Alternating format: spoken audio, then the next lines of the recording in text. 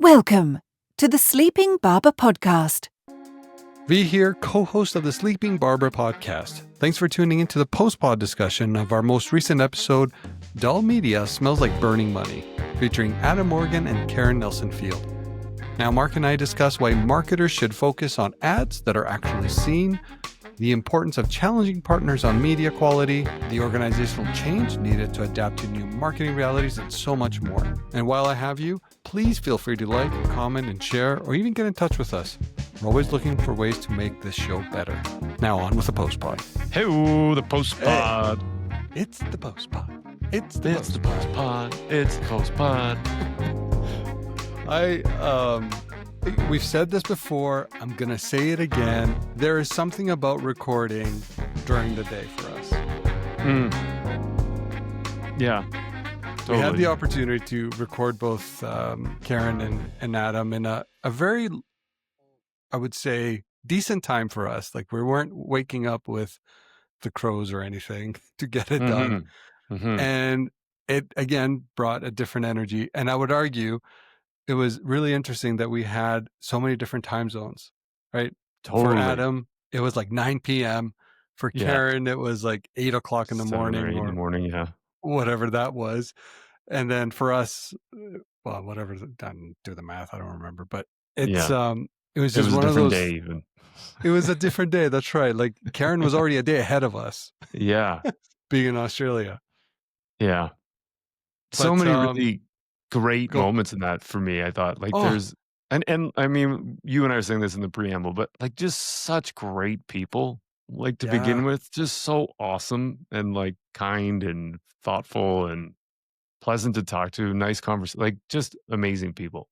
All of it. And of course, like, we've had the pleasure of welcoming Adam before to the podcast, or on the podcast, sorry. And it was the first time we've recorded with Karen. But the reality is we met them both in person at Cannes, right? And we got to take into that presentation in person. It's actually our first presentation that we listened to when we got there. It was the cost of Dull Media. When, you know, at the end of I'm with you, like, such great people, great insights. Yeah. And it just made for an incredible episode of laughs.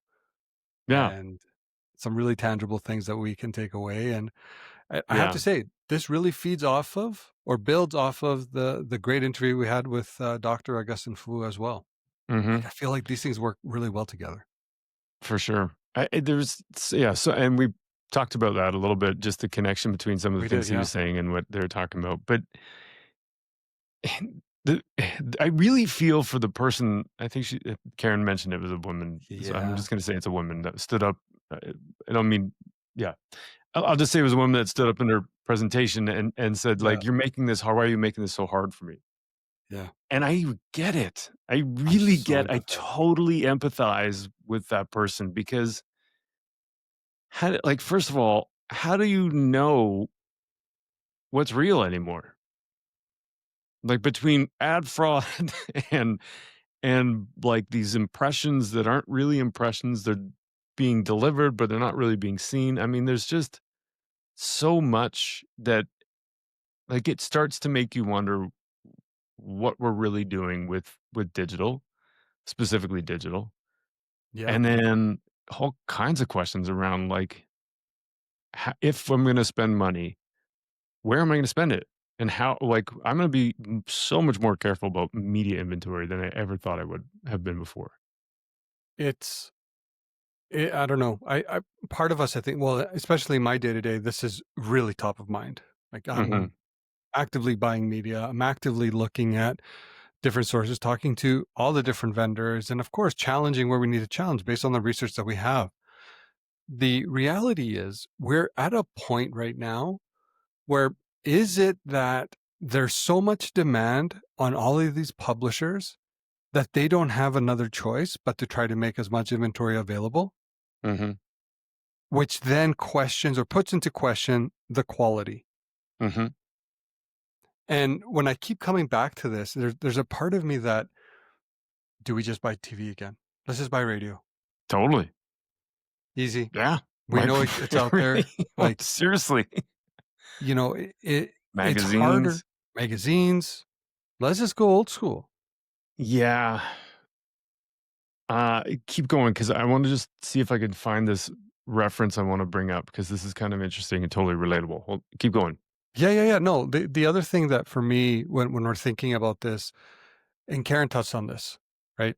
She talked about the difference between viewable and seen, and I think that the quote that that she had was, "We found that in our most extremely dull quartile, only 6% of impressions were seen.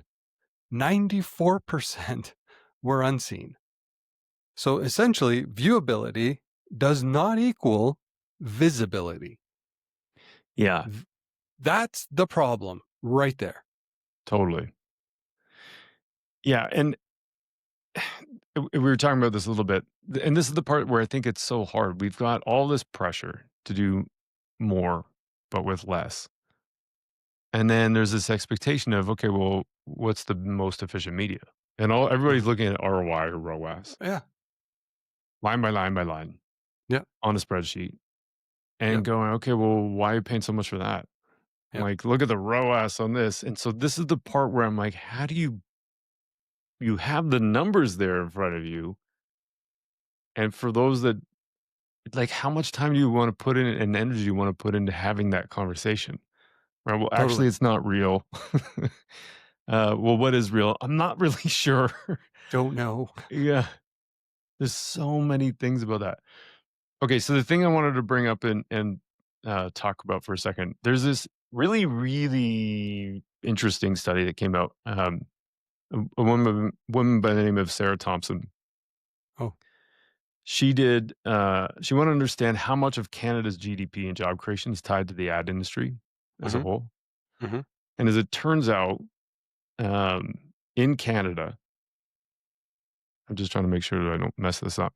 Yep. The industry generated directly 138,000 jobs and added 9.7 billion with a B to Canada's GDP. And then when Yep. you add in indirect costs, that goes up a lot. But just the number of jobs alone, Mhm. Canada's mining sector, which is pretty big, employs 83,000 people. So 40% less than the ad industry. Other major industries also trail behind. Automotive, 129,000. So less There than you the ad go. industry. Air There you go. transportation, 70,000, less than the ad industry. Manufacturing, 55,000, less than the ad industry.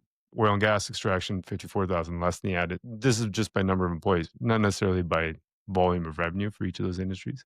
Yeah. But one of the things that she brought up, which was really interesting, which I think relates to this, is you have all these media partners within Canada and the ecosystem, or any country, that are not getting dollars, like we talked about buying TV, buying radio, buying Yep. magazine, all that kind of stuff, because it's so much easier to buy through Google or Facebook. And we think it's better because it's cheaper and more reliable, more trustworthy, but it might not be.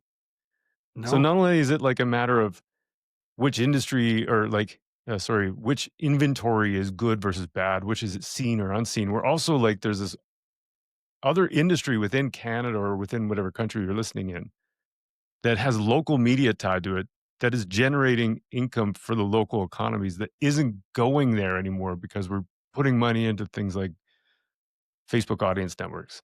Yeah. You know what I mean? Like, there's a really interesting choice. It's Yeah. kind of like a buy It, local thing. yes, I think there's a big component of that, and if you recall, this would have been maybe 5 years ago. I don't remember exactly, but there we had a lot of the Canada's premier publishers. They try to consolidate all their inventory Yeah. to make it premium. Yeah. Now, I don't think it exists in the same way that it once did, and because a lot of advertisers just prioritize the cheap stuff. Mm-hmm. And the reality is there's tests that you can do, right? Like when we're thinking about a segment, an audience, you can get an offer out there that's really unique. It's only there for them. How is that converting? That will give you a sense of like how good that audience may be.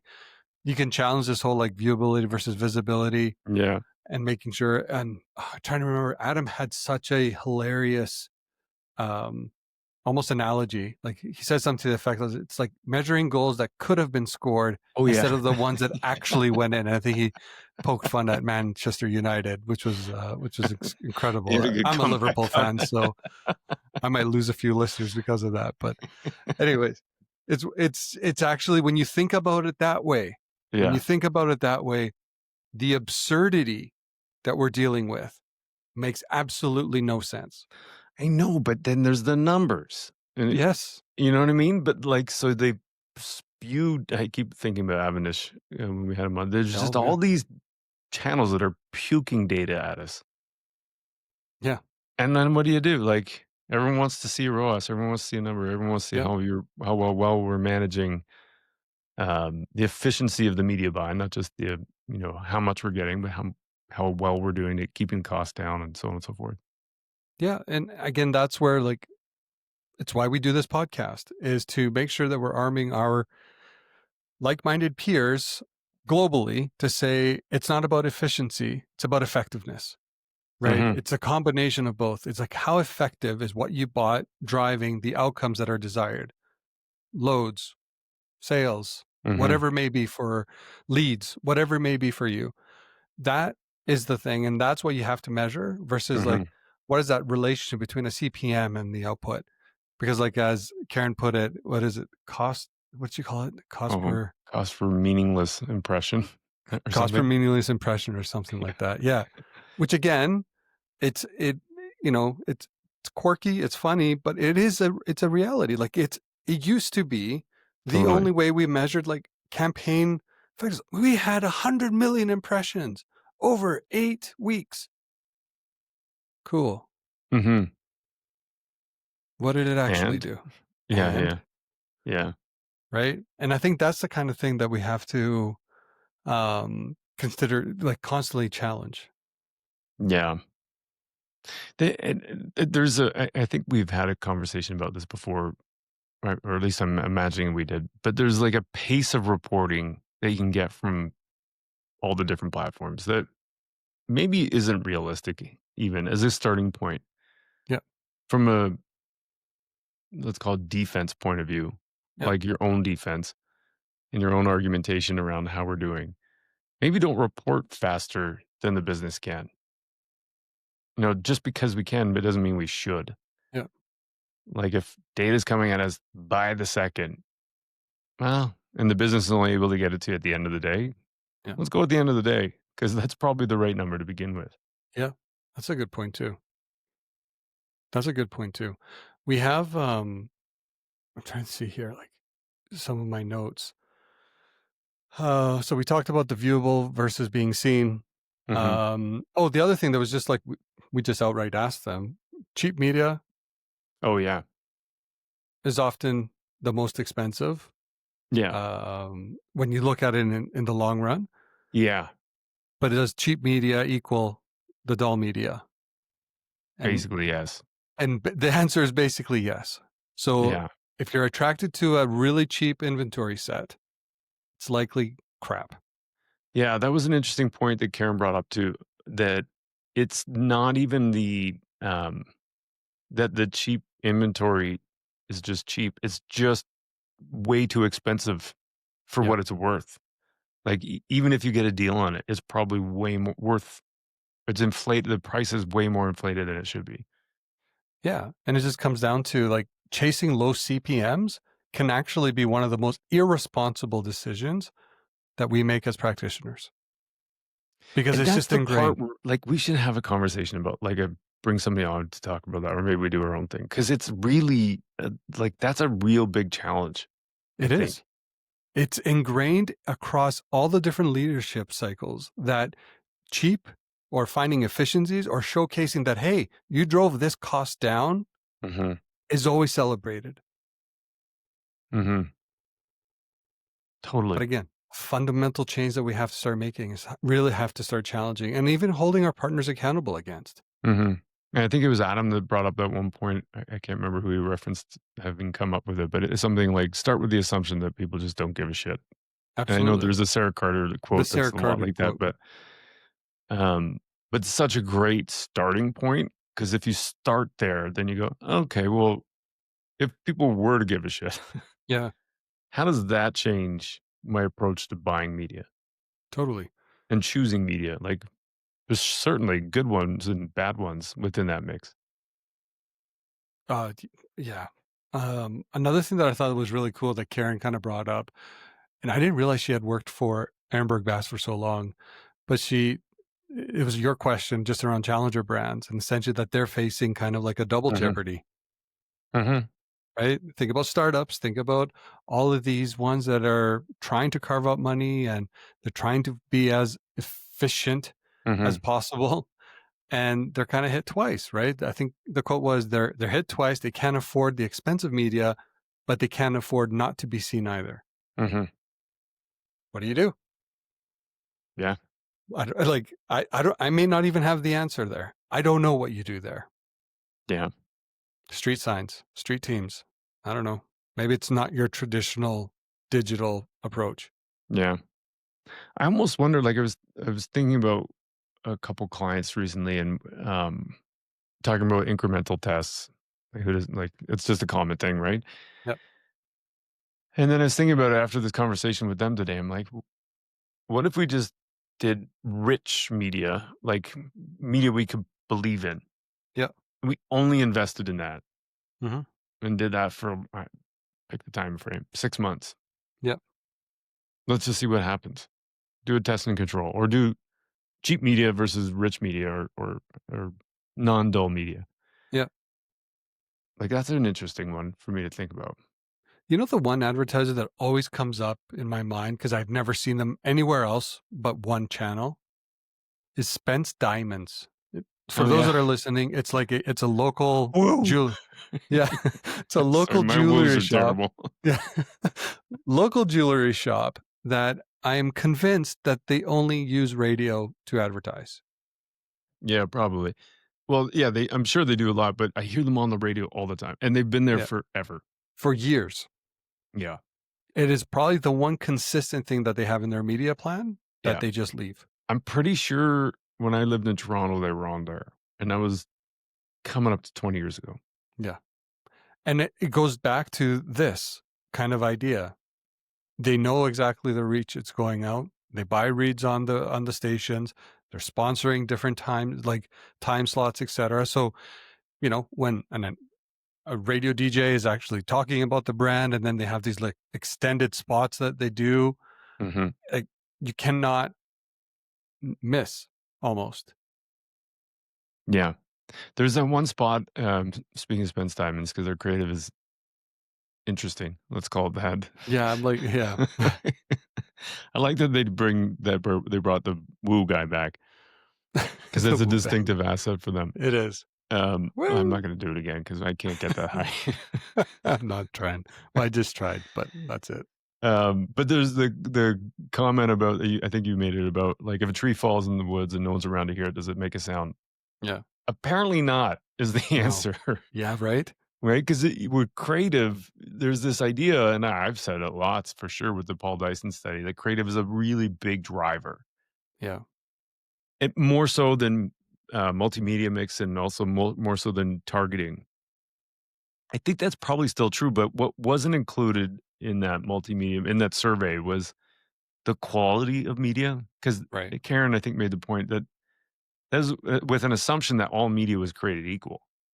Yeah. And clearly it's not. So if you put tons of money into a great ad, you have to buy great non-dull media to support it. Otherwise, it's not going to get out there. Oh, exactly. So It's crazy. Like, it really is. Like, I know I listened to her. Well, we both listened to them in the summer or spring. yeah. But now I'm like, this is so much so much harder now. If that's what I mean, I feel for this person that was in the crowd. It's funny because I think I don't know if we're coming to realize like there is a bigger problem here Mm-hmm. that no one's talking about enough. Because we did allude to it a little bit. It's like, yeah, I think my question to them was, how do we start making this change? Is this something that needs to happen at the practitioner level and start kind of from the bottom up, if you will, or does it need to come top down? And I don't recall if it was Karen or Adam. I think it was Karen, or I think it was Adam actually, that said, we need to have more CMOs really start applying more pressure on this. Yeah. And make this even more seen than what it is. Yeah. Because again, it's very easy to look at a dashboard. You're seeing the graphs go up. You're seeing the trend lines go up. It's like, all right, high fives all around. We're crushing it. And it's okay in a way because you can just be ignorant to the fact. But all those that are listening right now you know. So you can't choose to be ignorant. Well, I guess you can still choose to be ignorant to it, but yeah, some people may just not know. Even with me knowing all this stuff and thinking about running media campaigns for the Marketing Association, yeah, I still have a tendency to want to see the numbers. Like, we've got a couple of agreements with people, and we run radio, we run a bit of billboard. We haven't done TV yet, but we do those two, like, more traditional mediums. A little bit of digital, like through Globe. But there's like a security almost with digital because it's like it's my data. You know what I mean? Like it's so absurd. And I know it's ridiculous, but it's still mine. I feel like Gollum. It's my precious. Oh, that's good. There you go. Oh, you speak Greek and Gollum. See, man, I'm a man of multiple talents over here. So I have some things I wanted to kind of like bounce off of you. I had some time as we were prepping for this, and it was just like, so what should marketers? Let's do this. Yeah, like what should marketers be doing now? Like based on all this conversation that we have, and even this PostPod. So I tried to put some things together here to, at least in my mind, I think makes sense. But I'm going to use you to pressure test them a little bit. Okay, go. So the first one is, really let's just stop paying for ads that nobody sees. So how do you start thinking about this or auditing a seen versus served, and try to find ways to put real human data against it? So it's like eye tracking, attention panels, wherever possible, split your campaigns into that and try to see exactly what those direct outcomes in. And then of course, replace your standard, CPMs, if you will, with attention metrics. And I think one that's slowly kind of bubbling up is like an ACPM. So an attention cost per, well, not meaningless impression, but a cost per impression. And that could be one way. The second one is rebalancing that mix toward attention quality at the end of it. Like we were just talking about it. Is it radio? Is it some of these more traditional channels that we know innately people spend time with? And, shift that budget outside of the long programmatic tail. Programmatic is very easy, can be very sexy because like, look at all this inventory I have access to. I can get on Netflix. I can buy things for Amazon. I can make sure I'm using, Google's products and target the whole world.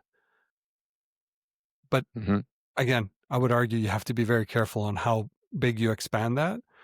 And then from a bidding perspective, you try to bid to value, right? And a lot of these publishers do have that. They're starting deploying a lot of those like bid to the outcome or bid to the value. So that's where I think we can start looking at when we're trying to rebalance that mix. Yeah. The third thing was fix that measurement. So it's almost like stops lying to you, downweight the impression by scene rate in any sort of MMM or multi-touch attribution. We talked about it with Karen. Like right now, a lot of these MMMs, they throw a lot of value in the volume of impressions and then the cost. And they likely overweight it and say, oh, this is great inventory. Make sure you're continuing to invest in this subset.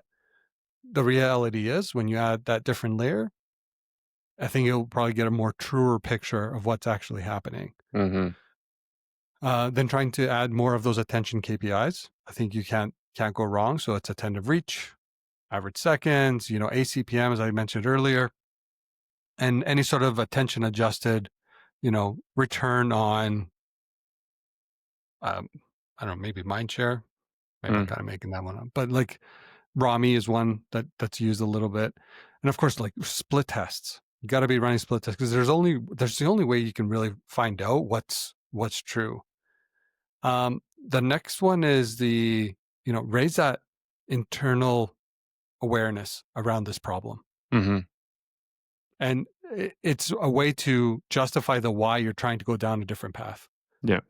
Take this research, take this education, go internally, and, adopt that, that nobody cares as a starting point. Yeah. Like you mentioned earlier, like nobody cares. Yeah. That's a good list. It's a really good list. So one of the things I think is interesting is I'm always fascinated about organizational design, and I think I made the analogy before about new ideas being like a virus, and then the natural reaction for an organization or organism is to fight new things that are foreign things. Yeah.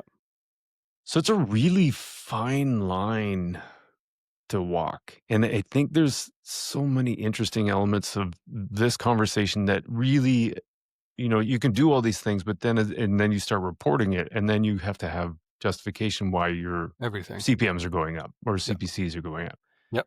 Or why we're not getting to the second reporting because we bought a magazine ad instead of, spending that $30,000 on digital. So there's a whole bunch of things there and so while you're doing that, I think there needs to be a constant questioning, and maybe it's, I don't know, the Socratic method is the right way to go, where you ask questions rather than like, how much do you really trust the data? How much do we really know? Do we think this is actually getting to, rather than trying to force people to see your perspective, asking them just raise doubt. Yeah. There's something there about just doing the right thing, but you have to bring people along for the ride, I think. Otherwise, there's a risk of doing harm. Again, going back to that woman that stood up and going, "Why are you making this so hard on me?" Like, there's so many internal politics and mechanisms, hurdles, whatever you want to call it, that are not built really to absorb this kind of a line of thinking. Yeah. Or accept this kind of a line of thinking. And so there's a risk, I think, inside of an organization for people to take on this and draw a line in the sand. But it's important. I agree. It has to be done. It's just a matter of how. Yeah, I love that you touched on that, Mark, because there is a real risk in you coming in, being that bull in a china shop, and basically saying, like, none of this works. Everything that we've been doing in the past is garbage. Mm-hmm. You're coming in, we gotta tear it all up. We gotta start over. Like, that's not that corporately. Yeah, who invited this guy? Yahoo. Why is he in here? Like, and there's a crawl, walk, run approach where you can start the questioning. You can start A/B testing. Yeah, maybe saying, that's hey, it. We noticed this, and maybe we're going to double down on this and see. Yeah, we paid a little bit more from a CPM perspective, but it looks at actually the CPM to checkout or order ratio was actually higher in this like test here. So maybe that inventory is working for us better, and maybe we're willing to spend a little bit more there. And then iterate.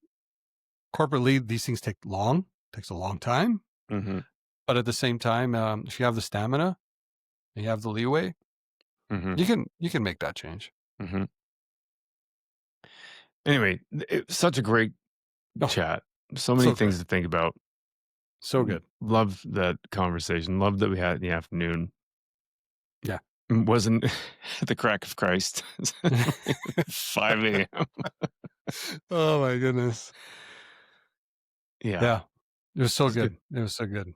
So Karen and Adam, if you're listening, thank you for taking the time to spend with us and walking us through the research and sharing some incredible insights. I know I'm personally better for it. I know I speak for you, Mark, as well.